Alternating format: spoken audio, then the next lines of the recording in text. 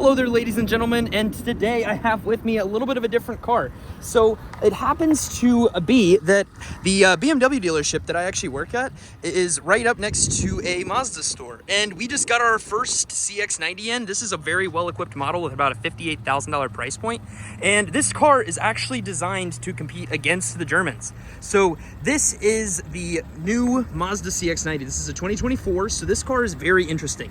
It has 340 horsepower and just gobs of torque, and what's very interesting about it is the fact that it's just very eerily similar to a BMW, however just at a much lower price point. So this car has 340 horsepower, as I was saying, but it has a completely redesigned handling dynamic. The rear end looks very similar to a BMW iX, which is very much showcasing Mazda's new pivot towards focusing towards a luxury lineup. The wheel options look phenomenal. It's got a weird Euro spec style exhaust on here, so the exhaust it looks like it would be up top, but it's really shooting out down below. Not a bad thing per se, but it's just very different. As far as the fit and finish goes, I would say this car is really, really nice. Again, $58,000 for $56,000. My math is terrible. But you know, this is right in there against the new X3. However, this is a third row vehicle.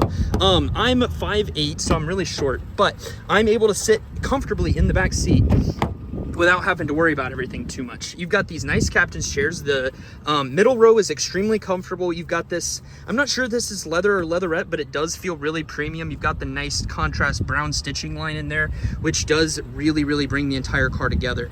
On the sides here, you've got the little window shades here. That's a $250 option on an X3.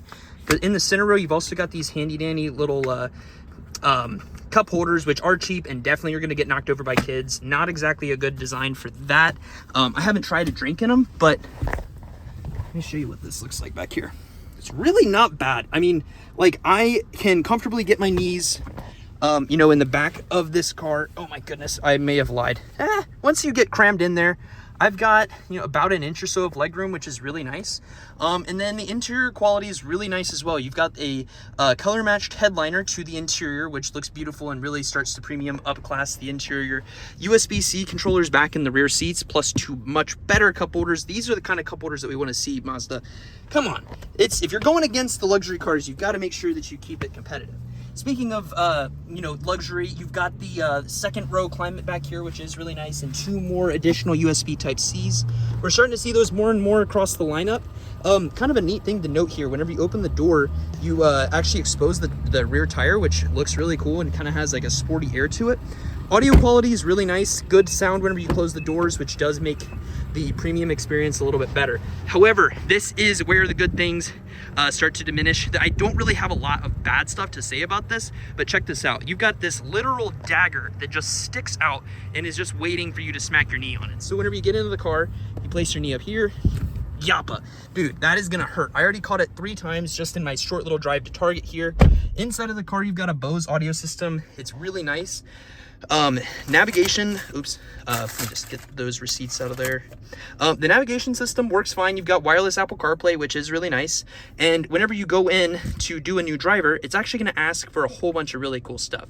So it's got a driving personalization system. So I don't know if that's because it's here. It's got my height estimated at 5'9", but I'm 5'8", so it's actually going to get my seat position ideally set up for my driving style. So it's moving the steering wheel out towards me, and then it put my seat actually a little bit farther back. Let's go into the wide camera mode here, and this is really comfortable. This is kind of what we're looking like. I usually sit really close, and I like to have like a nice bucket seat type feel in the car, but this is really comfortable, and I definitely need to stop doing SUVs like that, because what's the point if you're driving an SUV? You don't necessarily care if you're driving it for sportiness, you're more so driving it for comfortability.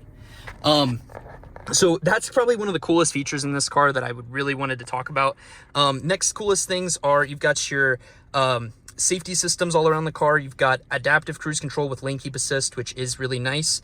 And, you know, for $58,000, you kind of expect that. I do want to say that the navigation system, actually, let's keep going. We're not going to cancel it. We're going to keep going.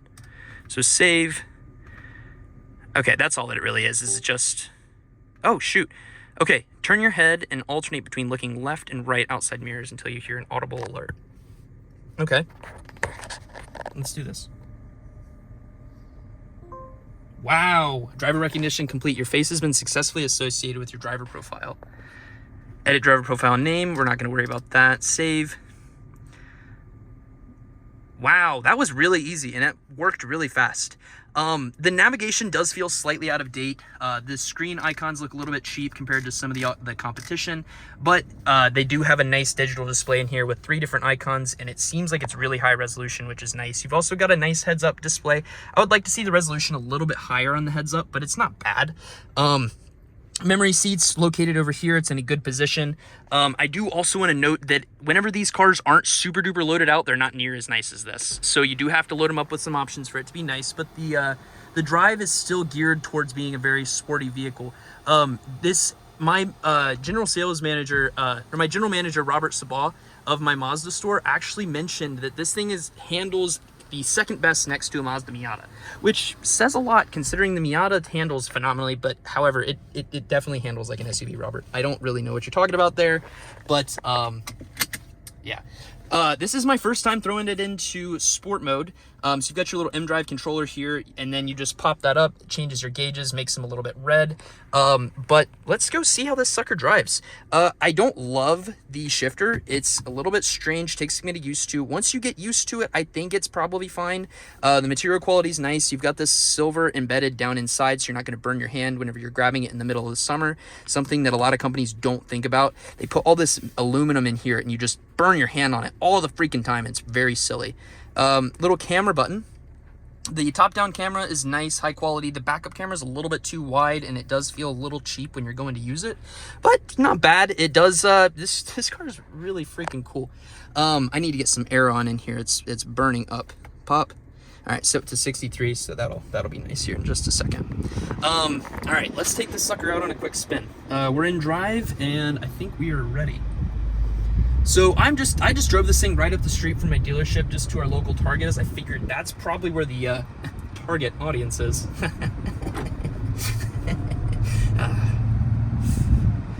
I regret everything. So as far as handling goes, it turns in very well. It feels, you've got a little bit of rotation whenever you drop the back end around on this car. It doesn't feel like it's, soulless. It actually drives better than most Mercedes.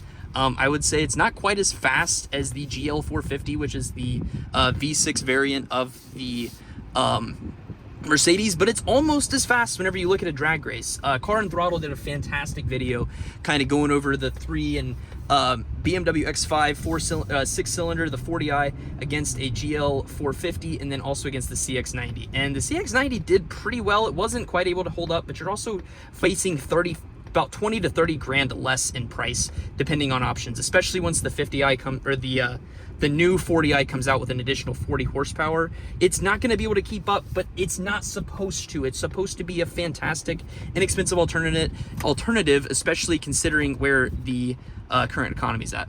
Whenever you go to pair your garage door opener, I accidentally just smacked this thing here. It starts lighting up, which looks really cool, and it will actually let you know that you're pairing it, and then it goes away. Kind of integrated into there. That's always a nice touch. All right, let's hit it. Wow. Wow. Okay, Mazda, I see what you're doing there. Dude, this thing's pretty freaking quick. Wow.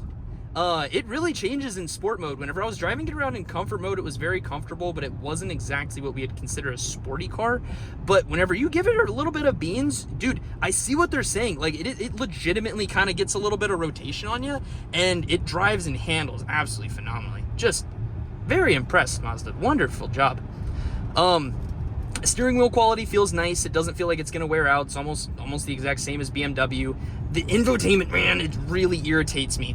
I got in a Genesis the other day, or even just a regular like new gen Kia EV6, I think is what it was called, and that infotainment was so freaking cool. There's stuff that infotainment does that BMW doesn't even do. And Mazda, you're at a similar price point, so you've really got to try to step that up if you're going to be, punching above your weight class and trying to move into the BMW category. But I got to say, very, very well done. I would give this car like a 9 out of 10 if I was to rate it. Around corners, it's nice. I don't love where it put my steering wheel, but I also like to drive a little bit sportier than most people do. It doesn't, whenever you do the ideal driver position kind of situation, hold on, it doesn't really set you up for greatness. It's it doesn't do the sporty thing, it does the comfy thing. The paddle shifters feel really high quality for, you know, for the vehicle. They feel just as good as, say, like, they actually feel better than a BMW X1, which is about 10 grand less than this thing, but not as good as like a regular type BMW. And the reason I'm comparing it against BMW so much is I actually work at BMW Cincinnati North, owned by the Sweeney Group, and I'm a client advisor there, so I just spend a lot of time in those cars. Yeah, really, really, really pleased with how this thing is. I'm gonna pull this around here, give you guys one more shot around the outside, and then I'm gonna thank you guys for watching. If you guys are not, please make sure that if you enjoyed this video that you go ahead and subscribe. I try to do one-take car reviews and give my honest opinion on vehicles as they come out. I've got some really cool YouTube shorts and that sort of thing too, but thank you guys so much for watching today's video. If you guys need anything else, just please comment down below any questions, and I'll do my best to get back to as many of them as I can. Thank you guys for watching, and I'll see you later. Deuces.